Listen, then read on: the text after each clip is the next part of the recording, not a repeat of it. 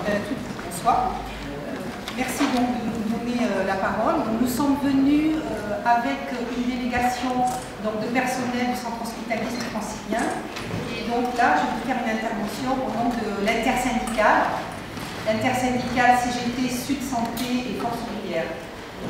Nous voulions vous interpeller sur la situation que vivent actuellement les personnels du centre hospitalier sud-francilien qui subissent, et c'est le troisième plan de retour à l'équilibre budgétaire, ce qui veut dire très concrètement des mesures d'économie qui nous sont aujourd'hui, qui sont imposées à l'établissement et à la direction de l'établissement par l'Agence régionale de santé et par le ministère. On a eu 3 plans de retour à l'équilibre budgétaire depuis 3 ans. On a eu aussi 3 directions d'ailleurs, avec à chaque fois des stratégies différentes. Et à chaque fois, ces mesures d'économie frappent les personnes. C'est une suppression de 60 postes. Donc ce sont des salariés qui sont en CDD. On a à peu près 250 CDD sur cet établissement. Et ces suppressions de postes vont se faire sur les 3 mois qui vont arriver. Elles sont en partie faites puisqu'elles touchent pour l'essentiel, le plus gros service qui est touché, c'est celui où il y a le plus de CDD. C'est donc le secteur du bio-nettoyage, c'est-à-dire que ce sont les agents qui assurent l'hygiène hospitalière sur cet établissement.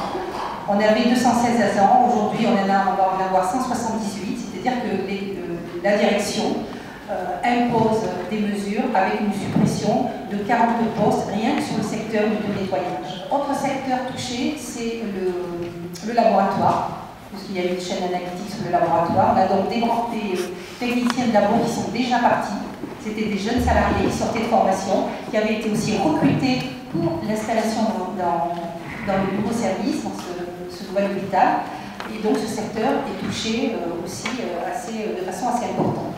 Le bloc opératoire est touché puisque nous avons 5 brancardiers qui étaient touchés sur ce secteur-là. Il y a eu un petit recul de la direction. Il y a eu des interventions de médecins sur le secteur du bloc opératoire. Donc là aussi, il y a des suppressions de postes. On a 5 suppressions de postes de préparateurs en pharmacie.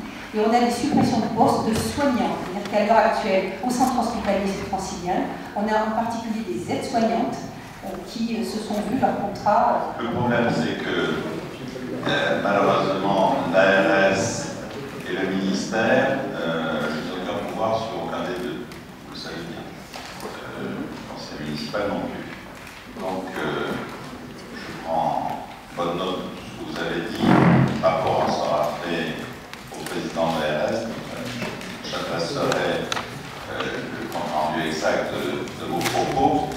Mais c'est bien que nos pouvoirs sont malheureusement infimes. Suffisamment d'éléments fournis par l'intersyndicale pour arriver à bâtir très rapidement un texte et dès ce soir, les conseils municipaux pouvoir voter cette motion. On va voter un texte ce soir que j'écris en même temps que le conseil municipal, d'accord?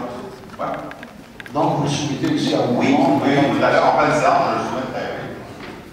Monsieur, il est question de licenciement, de gens qui perdent leur emploi. Il y a évidemment une urgence. C'est celle de réclamer que ces emplois ne soient pas perdus. Tout à fait. C'est dramatique, donc il n'est pas question d'attendre, on ne sait pas quelle hypothétique ouverture de lit.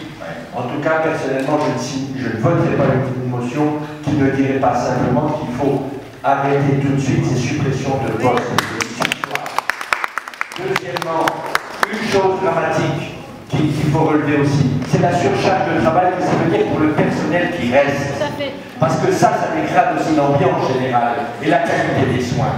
Parce que partout, dans tous les domaines, et maintenant ça arrive à la santé, c'est impensable, on fait faire le travail supplémentaire des gens qu'on fout à la porte avec la poule Europe et le besoin de garder son boulot à ceux qui restent au travail. Donc c'est surcharger de travail les uns pour mettre au chômage les autres. C'est inacceptable.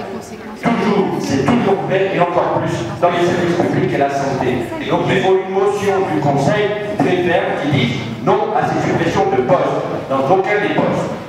Chers collègues, vous avez raison de parler très fort, mais le gouvernement qui prend la décision, c'est votre gouvernement, ce n'est pas le mien. D'accord? Que les choses soient claires. Vos interventions politiciennes n'intéressent personne, et en tout cas pas les gens qui sont visés. Je tiens à vous le rappeler quand même. Hein? D'accord? Je tiens à vous le rappeler. qu'il n'y ait pas de confusion sur le sujet, sur le débat. Je ne suis ni président de l'ARS, ni ministre. Ok? Et la motion que je ferai sera suffisamment dure pour que les gens syndicats l'approuvent. J'ai vu, par exemple, en maternité, une maman qui présentait, je ne sais plus quelle infection, mais une infection vraiment très contagieuse. Et malheureusement, il n'y avait pas assez de personnel. Et au lieu d'attendre, enfin bref, on a mis une autre patiente avec un nouveau-né derrière. Voilà. Je trouve ça dramatique, c'est honteux. Et moi là, je reste parce que je ne fais pas partie de cette liste et je dois faire le ménage, vivre avec cette responsabilité de savoir si jamais il y a une infection nosocomiale ou quelque chose. Alors j'ai un conseil pour vous, n'allez surtout pas dans cet hôpital-là, parce que vraiment c'est dramatique. Aujourd'hui c'est dramatique. Voilà.